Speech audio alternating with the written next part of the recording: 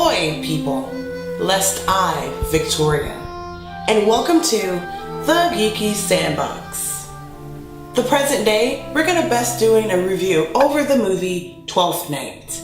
You might be thinking to yourself, isn't Twelfth Night a play by William Shakespeare? What is Victoria talking about? And you're right, William Shakespeare did write Twelfth Night. However, Hollywood Shakespeare, which is a film production company based out in LA, they took this idea, this comedy, and they made it into a modernized 2018 indie film. And we have a lot to talk about, guys. I'm going to tell you guys just a little something about Hollywood Shakespeare before we start this review. It was founded in 2016, and it strives to create new works inspired by or adapted from classic works.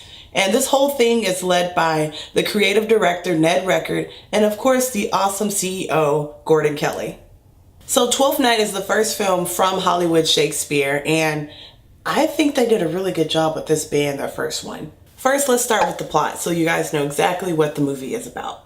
So William Shakespeare's beloved comedy is brought to modern day California, as I mentioned at the top of the video. This movie is centered around a woman named Viola who washes upon an unknown shore of some unknown town, and she decides to create a new life for herself. She disguises herself as a man, and guess what, guys? She falls in love with her employer. Her employer, Duke Orsino, was once a great musician, and now he's a record producer. And he hires Viola, who, while she's in disguise, she goes by Cesario. And Orsino kind of relies on Cesario for love advice and just music advice and things like that, not knowing that Viola is behind the wig.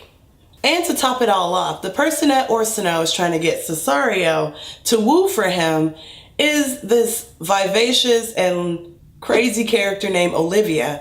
Olivia doesn't feel the same way about Orsino, but guess what? Olivia is in love with Cesario. So as you can imagine, things get very complicated, silly, mischievous, and just an overall good time as a viewer.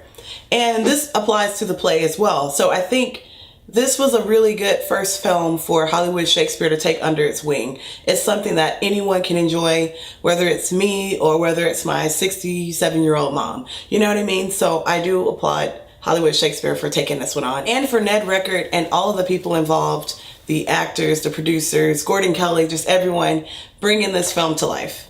And with that being said, though the plot is very simple, you still find yourself grounded and interested as an audience member. You don't lose that interest. There's always something happening. There's always a character discovering something new, whether it's about themselves or someone else, or we, the audience, discover something about another character. So yeah, I think the plot in general is a really good one. Visually, the movie is beautiful. I think the director of photography, Michael Lang, did a really great job with framing these shots and working with Record in order to, I don't know, get some nice shots that make you feel as an audience member. You're not just sitting there kind of watching things unfold. You're feeling as things unfold, if that makes sense. For example, the opening beach shots were really nice. I felt like I was on the beach, just kind of seeing Festi stick his feet in the sand, and when he was running over to get Viola and things like that. I don't know, I felt like I was there, so that was very good. And also the dressing montage with Festi and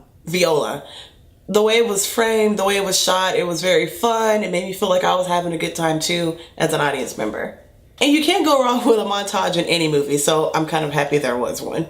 And then speaking of shots, there was a really nice transition where Toby was drinking or just downing some kind of alcohol from like this kind of angle. And then it transitioned to Orsino downing some water in the same kind of pose. So I really like that. It was really clever. So let's talk about sound. I think our sound team, our composer, and our mixer, and our A1s and A2s, and everyone in that group, they did a really great job, because the sound within the movie, whether it was music, whether it was ambience noise, it set the tone. Whether it was the use of a live guitar between scenes, or a character using a guitar in order to express how they were feeling about another character, or even just the sound of the water washing up on the beach at the beginning of the movie, and just the sound of the seagulls just kind of like making all types of noise in the background. It wasn't overwhelming. It was nice. It was soothing even though we found Viola in this very, what I would think would be a very scary and traumatizing and confusing kind of situation. The music kind of counterbalanced that. It kind of foreshadowed that some crazy things would happen with the seagulls in the back, but everything would eventually be okay. And I like that this movie wasn't afraid to use silence, because I find that most movies these days, they really have a hard time with scenes being too quiet or characters just talking just like this, and there not being any sound, any music, any score, any kind of sound effects and things like that. And there were a few scenes in the movie where there just wasn't any talking. Perfect example is whenever Viola is talking to Feste when she first wakes up and he's done playing the guitar, there's just some silence. And the score that was composed for this movie was really great. It was one of those things where it fits so well that I had to go back and watch it again in order to specifically look for it. It was just so seamless and it worked so well. Each group of characters had their own theme. There was a certain kind of swoon and lull whenever certain things would happen. And it created this kind of environment where I felt comfortable with these characters. I knew these characters and like I was a part of the story too. At first, the dialogue surprised me. And this isn't in a bad way, actually. Before I watched the movie, I wasn't exactly sure what I was getting myself into in regards to how modern it would be in terms of dialogue and plot and clothing and things like that. So when I see Viola in a hoodie, I'm thinking she's gonna wake up and say, hey man, you know, where can you call me an Uber? You know, I lost my phone. I don't know where my brother is. But she starts talking in what we call Shakespeare. And I don't know, I thought it was refreshing. It was kind of cool to see. The contrast was a very bold choice. And I think that's what's going to set the movies that Hollywood Shakespeare releases from here on out apart from some of the other kind of Shakespeare reimaginings and adaptations and things like that.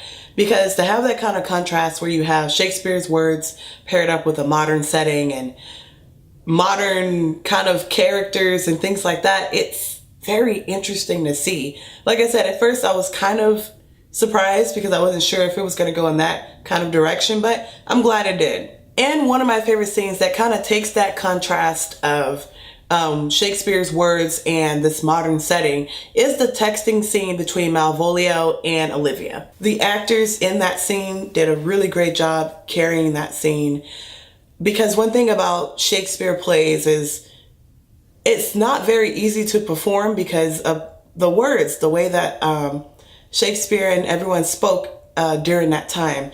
So it's not very easy to perform those scenes.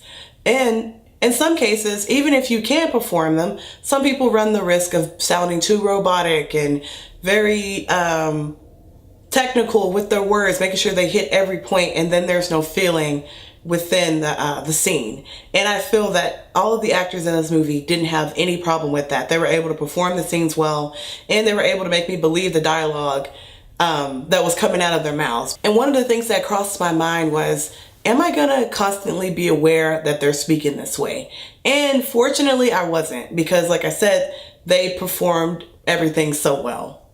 The actors were able to bring a certain charm to some of the characters. They were able to make you laugh with some of the characters. And they were even able to bring the Shakespeare characters down to a relatable level. And that's something that anyone can appreciate. So the age-old question, should you see Twelfth Night? Of course, you should see Twelfth Night. You shouldn't only see Twelfth Night, but you should tell your friends about Twelfth Night. It's an awesome story about self-identity, love, and confusion, and grief, and just things, emotions that are timeless and something that anyone can relate to, no matter how old you are, no matter what background and what walk of life you come from. Which brings me to a few things that the director Ned Record said about the film. We wanted to show that no matter how much we progress and advance as a society, certain things like love, grief, and redemption are timeless. Bringing it into modern day also helps make the film more accessible to modern audiences. Giving the audience a visual world they can identify with will help them accept the heightened language they are hearing. I am bringing Shakespeare to a modern audience who either never experienced or weren't able to identify with his works. I believe Twelfth Night is the first big step towards that goal. And I believe it is too. So what do I give Twelfth Night? I give Twelfth Night 4 out of 5 geeks. And this isn't the end of Hollywood Shakespeare. They have several other things that are in development, and you can check that out in the link in the description. And if for some reason going to their official website isn't your thing and you want to just stick to social media, they have all these beautiful things for you here. They have Facebook, Twitter, and Instagram in order for you to keep up with the latest things they're creating. And if you're a little unsure about whether you want to see this movie or not, just head over to the movie's official website. You can see promotional posters, you can see the characters and the actors who portray them, you can see still shots, and just kind of learn more about everyone involved in the film itself. And all of those links and websites and social media pages that I mentioned, don't worry, I've got you covered. They are in the description box for you to check out whenever you're done watching this video. Now, if you like this video, please give me a like rating down below and leave me a comment. What is your favorite Shakespeare play, or what is a classic piece that you would like to see reimagined or recreated? If you're new to my channel, hi, and go ahead and hit that subscribe button so you can get more movie reviews like this one. Within this wall of flesh, there is a soul that counts its creditor all so much for watching. And I'll see thee in the next video. Bye.